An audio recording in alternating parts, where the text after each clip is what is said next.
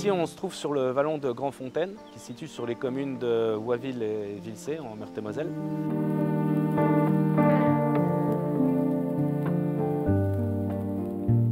Le vallon de Grandfontaine, c'est un vallon forestier qui est situé au cœur du site Natura 2000 pelouse et vallons forestiers du Runema et qui, par sa valeur écologique, est aussi classé espace naturel sensible au niveau du département.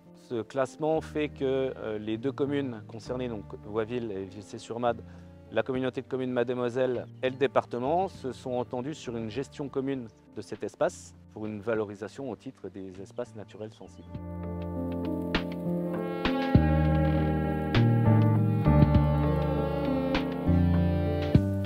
La particularité du vallon de Grandfontaine, c'est qu'il est traversé par le ruisseau de Grandfontaine, du même nom, qui est un ruisseau de première catégorie. Pour un cours d'eau comme le Runema, qui est un cours d'eau de deuxième catégorie, avoir des affluents de première catégorie, c'est très important, notamment pour la reproduction de la truite. Tout est parti de la volonté de rétablir la continuité écologique sur le cours d'eau du ruisseau de Grandfontaine, sachant qu'on avait plusieurs étangs en enfilade qui étaient en prise directe sur le cours d'eau et donc qui bloquaient le transit des espèces et des sédiments.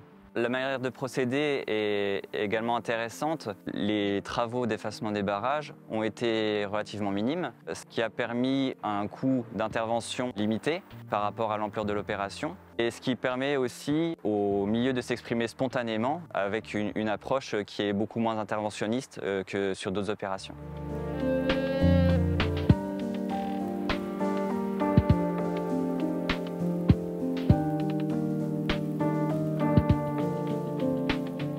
La deuxième étape sur le site a été la mise en place du plan de gestion. On étudie complètement le site, la faune, la flore, le fonctionnement complet du site pour pouvoir derrière apporter une gestion adaptée selon ce qu'on a recensé sur le site.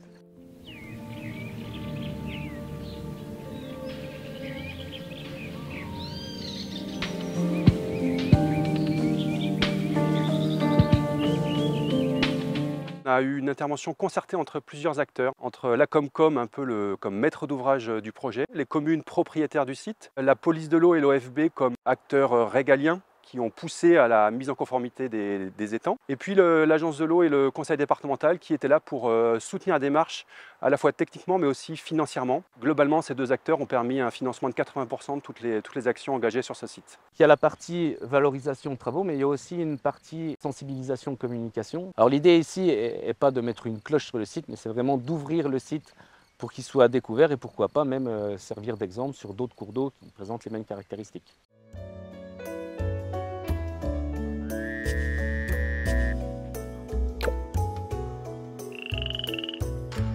On peut citer deux objectifs très intéressants de ce projet. Un objectif qui est apparu en cours de route, qui est la problématique du partage de la ressource en eau, puisque le syndicat intercommunal des eaux du Saron prélève en tête de bassin versant l'eau potable pour ses abonnés. Ces 5 dernières années, nous avons constaté dans le comité de pilotage que toute la ressource était prélevée en période d'étiage par ce syndicat. Donc le syndicat est engagé avec une action réglementaire pour proposer un débit réservé aux cours d'eau, et il est aussi intégré au comité de pilotage du site, du plan de gestion, pour s'intégrer complètement à la démarche, pour trouver, dans une approche concertée, une répartition des usages entre les besoins pour les milieux aquatiques et les besoins pour l'eau potable.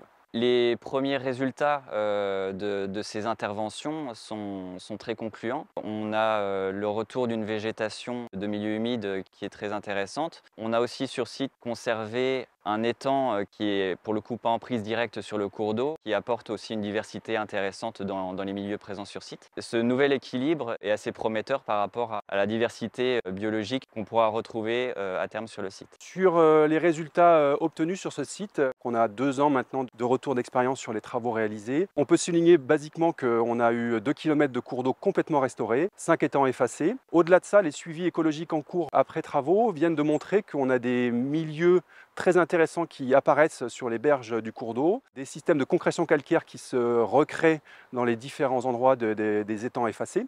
On peut indiquer également qu'on vient juste de détecter la présence de chabots dans le premier étang restauré, qui est quand même un indicateur intéressant et qui est de bon augure pour le retour espéré de la truite fario sur ce site. Quand on regarde la colonisation des anciens étangs par les saules, on peut imaginer qu'on va aller vers plus une forêt alluviale, on va conserver nous les prairies, et le but ici c'est vraiment de garder ce paysage en timbre-poste.